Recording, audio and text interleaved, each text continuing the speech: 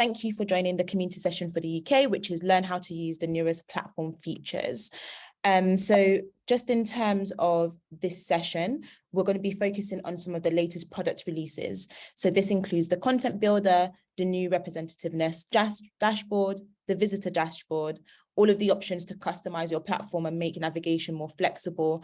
And what I mentioned a bit earlier, the internal in-platform survey, which we released just yesterday. So some of you may have already had the chance to kind of have a look at that and receive pop-ups through your platform, but we can have a bit more of a discussion in terms of what that looks like and how that can support your participation projects going forward. So if we're just going to start with the content builder, so this has been released for around, I believe, about a month now.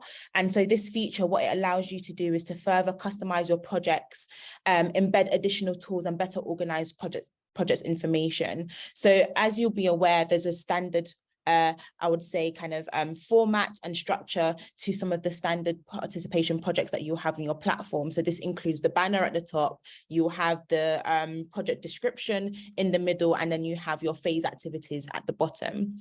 So the phase activities will still stay at the bottom of the content builder, but what you have a lot more flexibility over is how that content is displayed. So think accordion drop-down list. So if you do have masses of information and content to display, you can now kind of chunk that up into drop-down lists so people can expand and close that as they're moving through that information. You can split the screen into different columns, for example. So think of a column of 3, and you might have kind of almost like a table sort of format, just in terms of how the information is laid out. Additional images as well. So you might want to kind of have blocked out images and text beside each of those images. So think if you're doing a project on park design and you wanted to convey what the different park designs are, you can now all do that on one project page in a way that's digestible for your residents or for your users of your platform.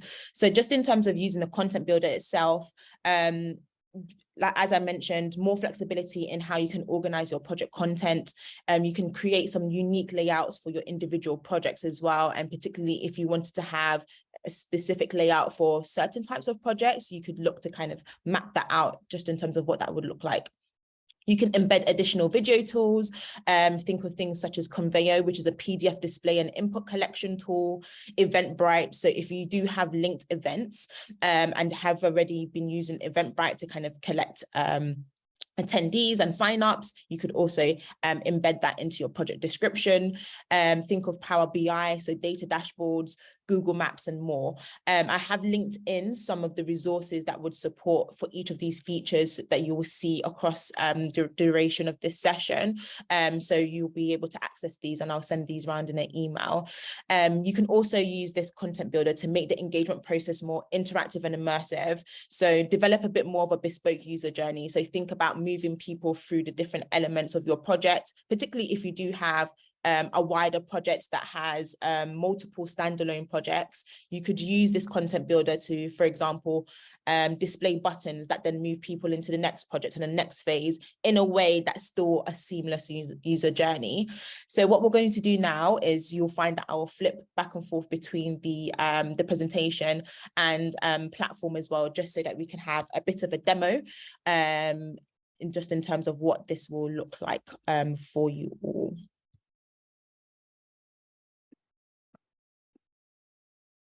Okay, so this is my demo platform. So to access it, as always, go into the Manage Platform area.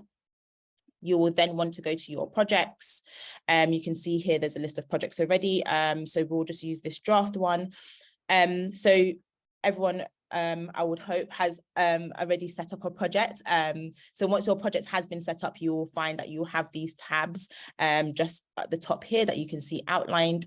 If I go into description, you can see here, this is what the standard project description view would be. So this would give you your usual layout, which is just the banner at the top, the information in the middle of the screen, and then your phase at the bottom. So now to enable content builder for description, you just need to click that toggle and then you'll see this link here that says edit description in content builder. If you click that link, you'll then be moved into this space. So I'm not too sure of how many of you are familiar with WordPress, but kind of a WordPress feel and vibe where you can drag and drop different sections and customize the page to what you like. So just in terms of the elements that you might want to use, these will always be on the left-hand side of your page. And then you will see on the right-hand side, it will pop up with how you can add in your content or add in any links that you might be looking to embed. So for example, if we're going to start off with this info and accordions, you see I've dragged and dropped this kind of pre-made sort of section already. You can see that it's already added in that about box, which will generally tell you the details of who's been, how many people have been participating, what's the current phase, for example, participation method that you're using, and any share links that are available, and if there needs to be a link, for example, to take a survey. We also have here where you could edit and add in some text. So what I will do is maybe just copy and paste some text in so we can actually see what this would look like in practice. So we're selected there, add in the text, and you can see it will cross into this. What I would say is to periodically save this section. It doesn't auto save currently at the moment, so do save as you go along so that you do keep the content across as you're building it across.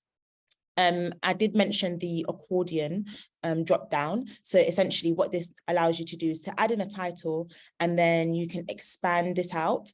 And what you would have is the expandable text just at the bottom here. So if I was to, for example, take one of these thematic areas and add them in here. And then I'm just going to type a quick line.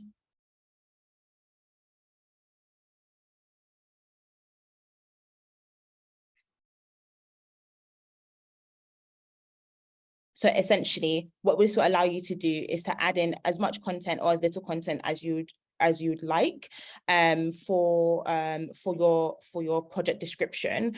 So as I mentioned, if you do have a lot of information, this stops the never-ending scrolling down through the project description and allows you a little bit more flexibility in terms of how that lays out and how you can actually move your users through the content that you've outlined on your project description in a way that's a lot more digestible. Some other elements that I had mentioned was around kind of the columns, for example. So if you did want to kind of then move into a space where you had 3 columns and these were going to have images, you would essentially just drag and drop the elements that you want to add, that you'd want to add in there. And then what this would then allow you to do is to select the image here, for example, that you needed to have. So I'm just going to select a quick image. For example, if I wanted to add that in, I would do, and then you could see it there. Any other elements include buttons, for example. So familiar with those. If you want to link it in, you can change the alignment of these buttons as well. You could have it full width across the screen, which is a little bit more different as well. And the last section that I had mentioned is around embeds. So if you wanted to embed, for example, a video or a data dashboard that I had mentioned, or you're looking at embedding kind of Google Maps, for example, we do have a support article that will guide you through kind of what you would require to be copied and pasted in to this area here in order to embed the specific tool or specific feature that you're looking to have replicated. And you can also add in short description of the content, obviously, to help with screen readers, for example, and add those in there. So what I will do is I'll try to show you a bit of an example as well towards the end, just in terms of what that might look like. As I said, make sure to save your project. You then be able to kind of view the project as you go along, just to see kind of how it sets out and what it looks like in view of your phases as well across your project. So if I actually kind of show you a different one that's already ready-made, so you can see here that we still have the banner at the top.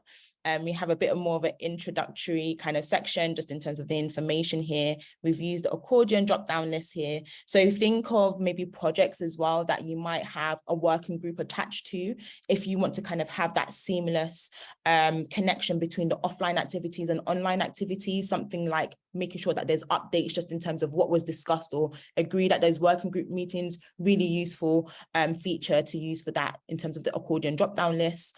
You can see here that the columns that have been chosen is 2 columns, and you've got this these information on the wind turbines and solar fields being comparative between the two, and of the information there, and then you'll see that the phases run along the bottom there. So just in terms of more flexibility and a little bit more uniqueness across your projects, the content builder is a really great feature to start using if you haven't already. So I would definitely say to kind of give that a try with some of your upcoming or new participation projects. If I just go back into the presentation, and please do feel free to pop in any questions as we go along through the chat, and we'll have a bit of a Q&A at the bottom, so please do keep those questions so that we can have a discussion at the end. So representation dashboard. So again, some of you may have already kind of seen this feature already on your areas, but the representation dashboard is a feature that will allow you to compare your community's demographic data with platform data to actually see at a glance how representative your online inputs are. So particularly for where councils are using their platforms, what is useful to maybe be using just in terms of the demographic data is your census data. The data is linked to the registration data. So you think of the questions around gender, it could be kind of place of residence, for example, it could be age. So drawing in those demographic data into the representation dashboard will then allow you then to filter out by project and see how representative your project is in terms of engagement levels against your wider population across your borough. Think organizations, if you do have data that you can use to kind of pull in that's related to your registration details, you could also do that comparative analysis there. So as has been mentioned, you can see how representative for your platform users are compared to the total population. You can see a quick representativeness score, which will allow you to have a bit more of an overview in terms of how representative your platform is, and allow you maybe to track how that kind of progresses based on efforts that you do to kind of get or increase engagement across different groups. And then it will at least give you a bit more of a rounder understanding in terms of which groups across your community are actually highly engaged and less engaged, which will then in turn maybe allow you to do a bit more targeted outreach campaigns towards those groups that maybe are a bit less engaged, meeting them where they're at and understanding maybe if you are going to run the same project again or similar projects again, understanding what has happened before in terms of who had engaged, and using that as a basis in terms of, okay, for our next approach, we might want to kind of target these groups or make sure that we are going out into the community in these groups to ensure their engagement in the project. So again, I'm just going to head over to the dashboard. So give me a second.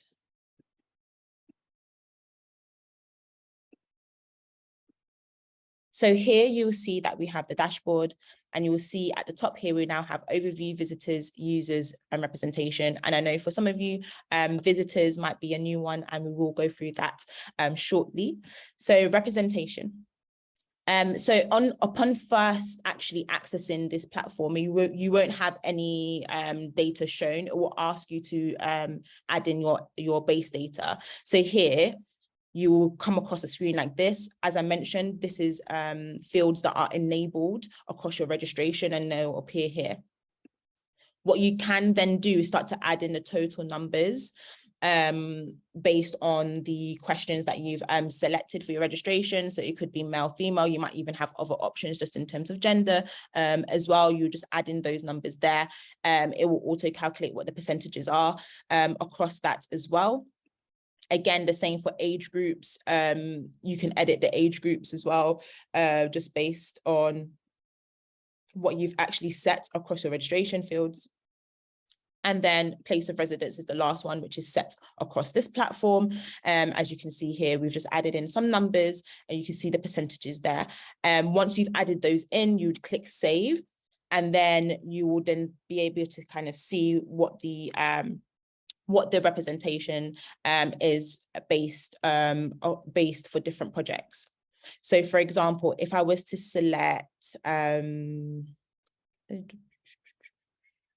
let's say, post your ideas on a new park, you can see here that it starts to compare and contrast. So in the light blue here, we have the total population, and in the dark blue here, we have it in comparison against the users.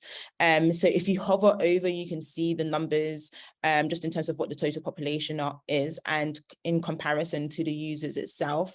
I've mentioned that there's a representativeness score as well. So it will tell you out of 100 how representative your engagement has been to date with particular projects itself. Again, the same with the age groups, you'll be able to see that.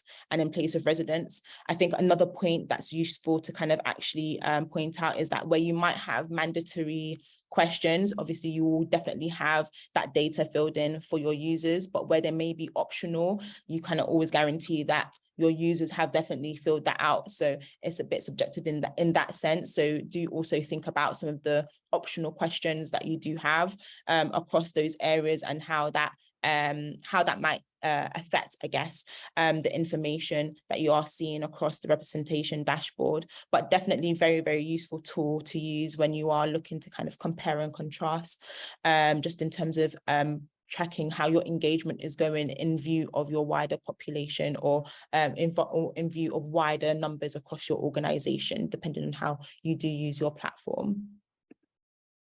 I'm just going to check in on some of the questions as well for the meantime for the representation.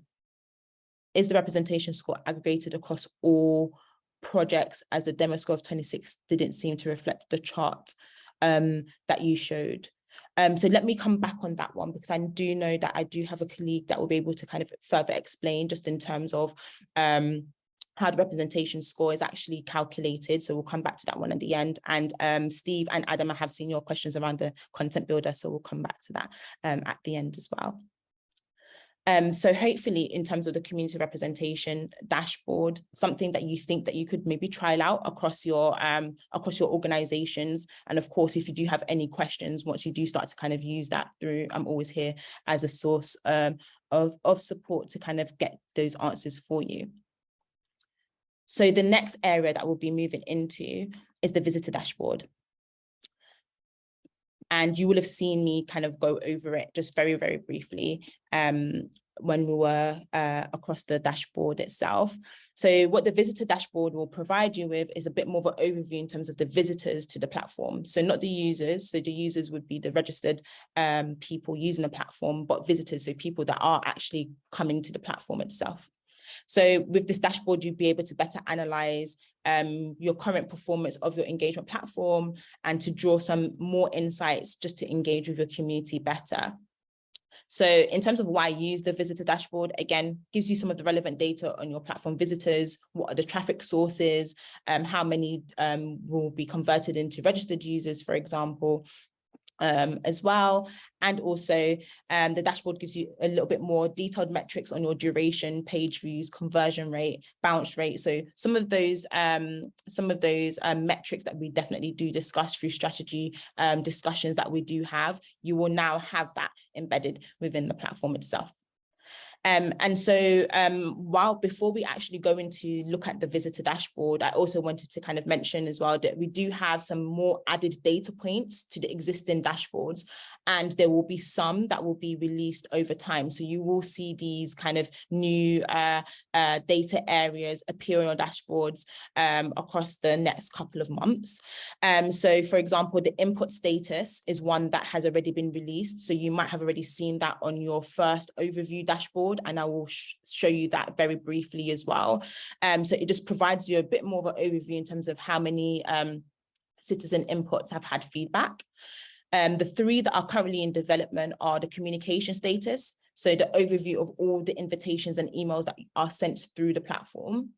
The next is the events and workshop status, which gives you an overview of total and upcoming workshops and events on the platform. And again, citizen proposals, if you do have that enabled across your platform, will give you an overview of the total and successful citizen proposals on the platform. So these are just some that are in development currently and will be released across the next couple of months. So if we go back into our dashboard. So the first that I mentioned around the input status. So you will be familiar with the view and the look of these overview metrics already. But you can see here that this one has been updated. So the input status. So what it will allow you to do to see across the platform the amount of status changes that you might have had through your ideation projects that you do compile, or your collection and input projects that you do develop. And also how many official updates have you made across the platform. So this is where you're going back as an official to a particular comment or to a particular input with a response. It will also give you a bit more of a view of the average response time as well of 29 days on this platform. And again, you'll just get a total kind of percentage here. And you'll be able to see kind of what the different tags have been applied, the percentages of those across your different inputs. And the actual visitors dashboard, you can find that right next to the overview dashboard. So essentially, very similar to the other dashboards that we have across the platform. You can select a start date and an end date if you wanted to view a certain period of time. And then, for example, you can then you could click a project and then it would show you basically different traffic sources. Apologies, because mine doesn't seem to be synced in at the moment. Yeah, at the moment. But what you'd actually see is something very similar to what is on here. So I'm just going to open a slideshow. So essentially, it will provide you with the registration traffic sources, for example, bounce rate, the language, visitor types. You'll be able to see all of those elements there just in terms of what the metrics are behind that. So I think as a particular tool, if you want to kind of understand where your traffic is coming from, who's actually the people that are visiting being converted into registrations as well. Very, very good dashboard to be able to kind of just to review, and particularly for admins across the platform, maybe project managers, doesn't make sense, or it might not be kind of related to some of the work that they're doing, but as an admin and having oversight across your overall platform, very good and useful metrics for you to be able to kind of understand and use in terms of maybe where you can direct some of your focuses for higher engagement. If I then move into flexible features, so we have been working on increasing the flexibility and accessibility of the platform. So we have released actually the customizable navigation bar, customizable homepage banner, and information section. So we have also kind of improved how people can filter across projects, for example, added in a new search functionality for easier user access. So definitely areas that we will continue to build on, just in terms of how people are able to move through and navigate through projects, identify which projects they need to kind of view, but then also from your view as a project manager or as an admin as well, being able to kind of set different elements across your homepage, for example, and have a lot more information that you might want to kind of provide. So the main areas are around the navigation bar, so you can actually add and remove pages. So if you wanted to add in an extra information section or page, you can do that. The homepage banner, so you have more flexibility in terms of matching this to your organizational branding, which you already know around. The information section, so you can now add top and bottom info sections in your homepage.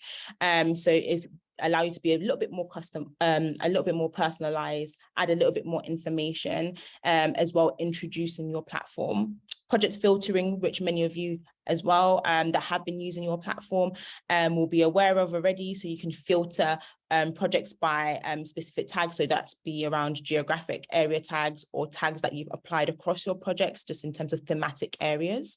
And the search functionality, which will allow you to allow users to search keywords across the platform, and it will bring up the projects that also correlate to that particular keyword. So if I go into the platform itself and show you this. So you can see in terms of the customizable navigation bar, you would normally see the standard kind of pages and project pages across the platform page, but you can see there's some additional ones here. So if you look at this one that's saying get started, project directory, for example.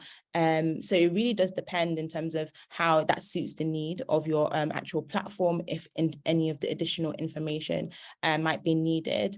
The search bar that I'd mentioned, the search toolbar, is just here next to the search icon. So if someone was to click that, they'd be directed into this page. They could search a specific keyword. So I could search climate change, and let's hope that there is something around climate change.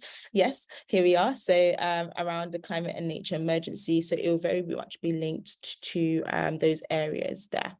So if I was to click on that, you can see how that looks like.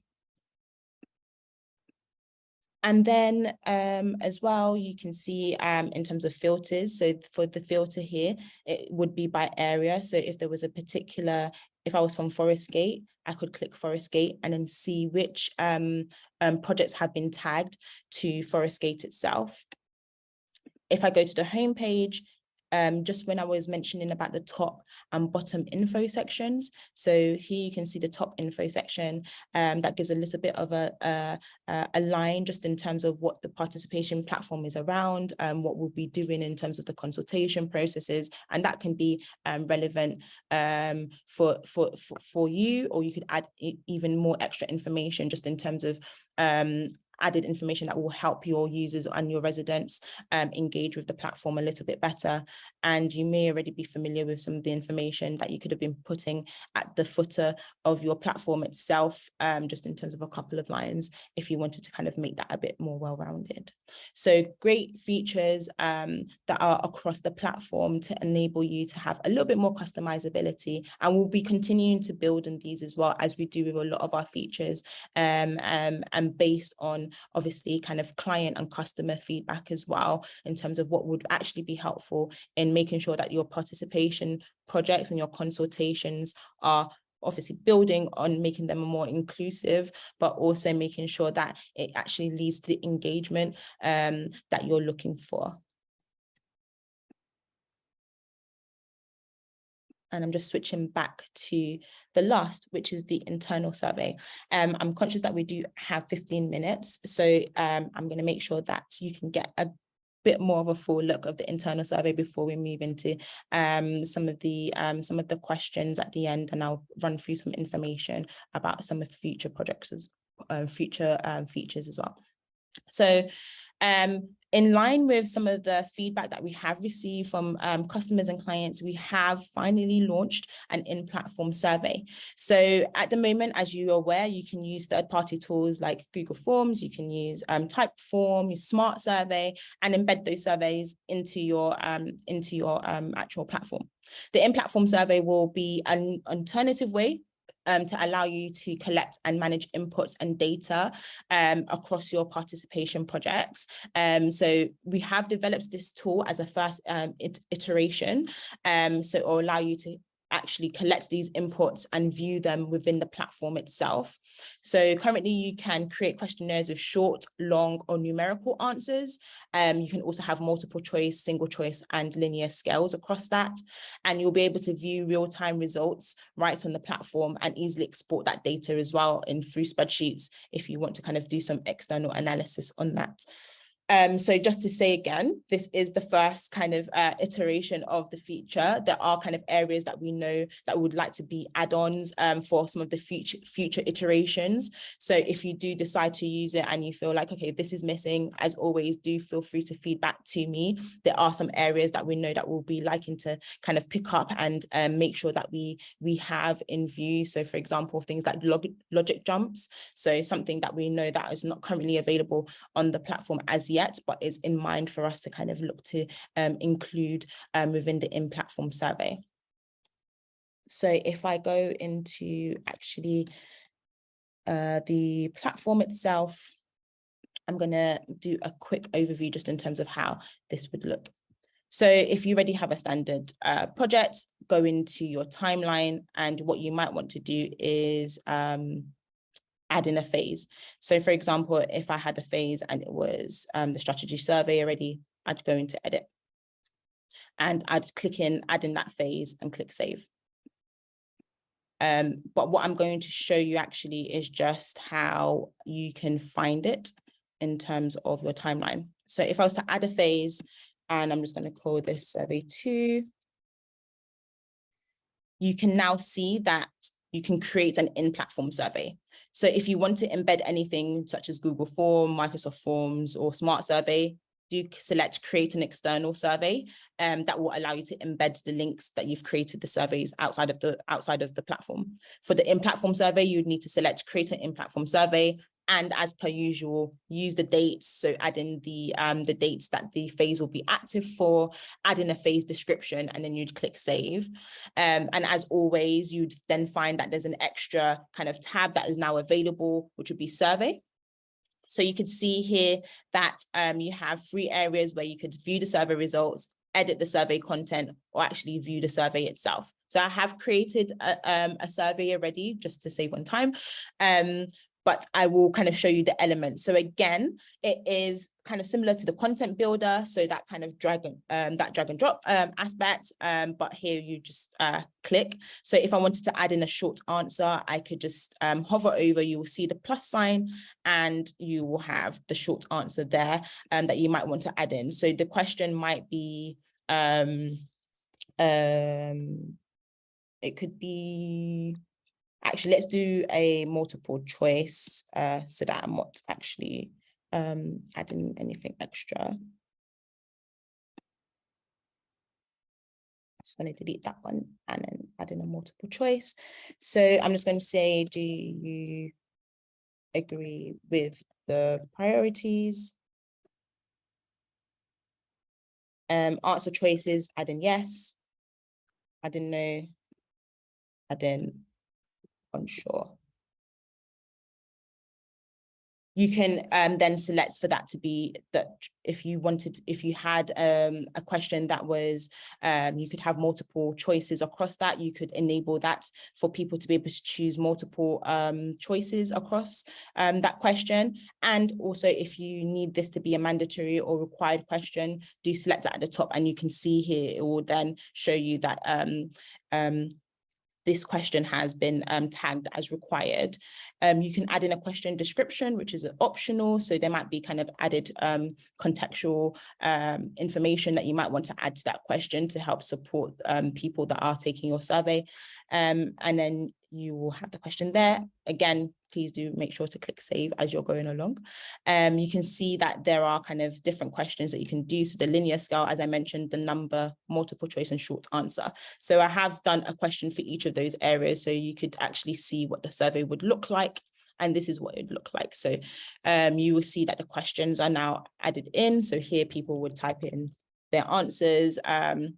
Here they'll be able to select which of the priorities are more important to them, and this one's just a singular selection. Here we have the linear scale. So how happy are you with the current approach to addressing climate change? So obviously you will set your scale. You can be anywhere from 1 to 7, and then you can obviously have your whoever's taking the survey to select the option that's useful for them. And again, here, this is a numerical answer. So if you are asking a question that needs to receive a numerical answer back, so you could add in anything. So let's go 1999. And then again here, when we said about making sure this is a required question as well, people could then do that, and then you would submit your answer. So if I was to do that, add in that, and then click submit, you then the person taking the survey will receive this message, just so that they know that their answer has been submitted and has been received. I'm going to go back into edit the project, go into survey, and you can see now that we do have view survey results. So here you'll be able to see the collection of your survey results. Obviously, as you collect more and more responses, you'll be able to see how that changes across the results that you're seeing. You can then also download these survey results, again, as an Excel file if you wanted to do some external analysis on that itself. So again, hopefully something that you feel like you could be able to start being able to use across your projects. And I would say maybe something that's a bit more of you might have some of your basic surveys that you might want to start off with, obviously, where you might have maybe more advanced surveys, things like Typeform, things like Smart Survey might be useful for you. But definitely, if you do have some of the kind of smaller basic surveys that would be useful for this to happen, definitely a tool that we're able to support you in that. And you get the real-time results as well, which is also going to be beneficial just in terms of time and resource in that as well. So conscious that we do now have 5 minutes. So let me just very much take you through the product roadmap very quickly, and then I will get to some questions. So just in terms of our future product roadmap. So as I've already mentioned, around more customizability on platform pages, we'll also start to see that translate into the homepage as well. So we are going to be doing a little bit more work just in terms of looking at about how you can have a bit more flexibility and customizability across the homepage. Looking at the in-platform survey tool, that's already been released as of yesterday. So please do use this presentation that I do send around to access the guides, to start to kind of look at how you can embed that into some of your participation projects as well. Better reporting dashboards. So as I'd already mentioned, you will start to see these changes slowly filter through to the dashboards. There'll be updated visuals as well. So we do hope to kind of get some feedback just in terms of how you find that information being for a lot of the work, just in terms of seeing engagement across your platform. Also, just a quick plug, we are going to be doing a bit more of a focus on our insight side of the team on reporting and how we can help to improve our reporting capabilities. So we are actually running a very quick survey with customers across the next few weeks. So please do access this survey through the community platform. We'd really like to hear from you just in terms of how reporting is at the moment, and maybe what would better support a lot of the work that you do with your projects, just in terms of in-platform reporting capabilities. Now we've reached the addressing your questions. I know it might have been a little bit quick. So let me just stop sharing my screen. So I'm just back into the area here. And I'm going to just check out the question page. So the first, can we add links? So from Adam, can we add links to images that we upload in the content builder function? So Adam, I don't know if you want to come in and just give a bit more context around that. Yeah, sure. Thanks, Rabi. Thanks very much for a really good comprehensive session as well. So thank you very much. Yeah, it was just around the first topic that we looked at around the content builder. You demonstrated adding in columns, adding in images that we wanted to. So I was just thinking, if we were to add images into any of those sections, could we embed links within those images, or are they just static images that sit within the page itself? Yeah, so currently they're static images, so at the moment, but if you could also type that feedback just in the chat, and I can take that away to our team just in terms of something to consider for the next iteration of the content builder. Sure. So yeah, that would be great, but at the moment Lovely. it would be static images. Okay, thank you. No worries at all. The next one from Steve, can we use the content builder for the homepage? So Steve, you brought me to that already. So the idea is that we do start to move into that flexible, that same flexibility that you have with the content builder. How do we then apply that to the homepage? Something that the product team is working on. I don't think it'll be something that we'll see this quarter. So sometime in next year, we would like to see kind of how that customizability for the homepage itself will be reflected, but definitely something that is on our radar to release and to develop. And then from Phil, we've got, is the representation score aggregated across all the projects, as a demo score of 26 didn't seem to reflect the chart you showed? Thanks. So the representation score itself, so there is a unique calculation that uses it, but it's not aggregated across all the projects. So what it would do is do it in view of, okay, this is your projects that you've filtered down into, and this is your representation score. If you needed to do it across the whole platform, you just would take off what it was. I think with the score that I had, because my demo platform doesn't have that broad range engagement itself, so I think it's about 40 people, 40 anonymized accounts that are on there. So it's not going to be reflective, particularly because it's a demo account.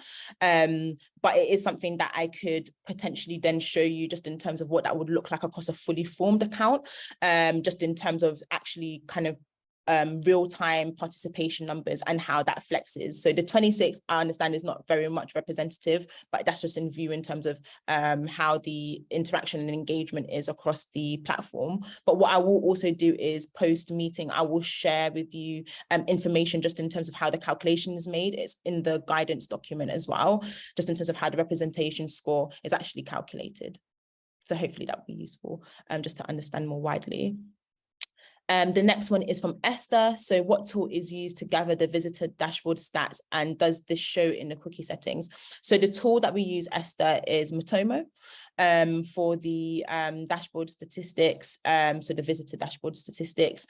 Of course, it is linked to cookies. So if someone has accepted the cookies, then you'll be able to get more of a fuller, accurate view of that visitors, but it all depends on people actually accepting the cookies to be able to track that. So hopefully that answers your question. Thank you. No worries, that's fine. The next one is from Manzi. So have these updates already, I'm assuming, have they already been added? I can't see get started or project directory, etc. Do we need to update something to get these? Oh, so Manzi, so in terms of the platform that I was showing you, so that's my own demo platform. So we've obviously added in these extra pages, but if you wanted to do that, you could go into your dashboard, and then if you go down to pages and menu, you'll be able to see a full list just in terms of what pages you have across your navigation toolbar. If you wanted to add an extra page across that toolbar, and it would need to be added by an admin as they have overall project responsibilities, then they would need to be able to add that page, add in the content as well, and then it will be added across your navigation bar. So it's just because mine's customized in that way, so they're not standard pages across everyone's platform. Okay, thank you. Yeah, I'll do No that. worries at all. Next one from Esther. Did you say it's not possible to add logic to the questions? Yes, it is. It's not possible yet, but something that is in mind for the next iteration. So we'll be working and developing the tool, adding in extras. We know there's been some feedback just in terms of how do we incorporate imagery, particularly with some of the third-party applications. They don't have things like you'd be able to add images. So we are taking on board all of the customer feedback that we have received, and you'll see over time that we'll start to kind of build on this first iteration of the survey tool. And can we update the online submission message? So is that in terms of thank you for? Yeah, that one. Yeah, so something that I can check. I think currently it's set across all the platforms in that way, but I can check if something that would be looking at amending or changing or giving control into the platform to actually change. So leave that with me. I will check in with the team if it's something that's on their mind for next iterations as well. Thank you. No worries at all. So that, yeah, I know that I've gone 3 minutes over time, so apologies for that. But hopefully that gives you a little bit more of an insight in terms of some of the newer features that we've released, some of the upcoming features as well. As always, we do have our respective kind of discussions and conversations. So I'll always keep you updated just in terms of what's on the radar, what's on the roadmap. If at any point you'd like to kind of maybe just delve into that information yourself, we do have the community platform. So across the community platform, you will see that we do have a page that's specific about product features. You'll be able to see the roadmap on a quarterly basis. You'll be able to see updates just in terms of what's been released, what's in development, or maybe some of the areas that are not considered.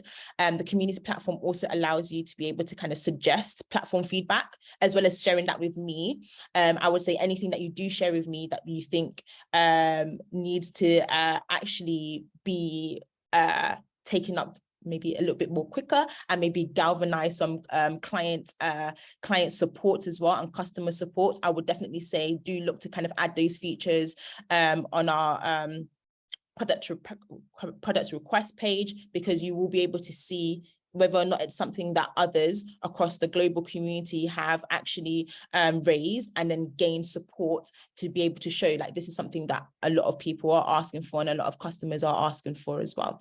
So I would say that great to see that Esther, that you think that the inbuilt survey looks great. Hopefully you'll be able to start using it across some of your projects, and as always, please do feedback as and when any information and any kind of your thoughts just in terms of how the features are doing and how they are actually supporting you, or where there's room for improvement as well. So great. So with that, I am going to end this meeting. Thank you all for joining, and I hope you have a lovely remainder of your day.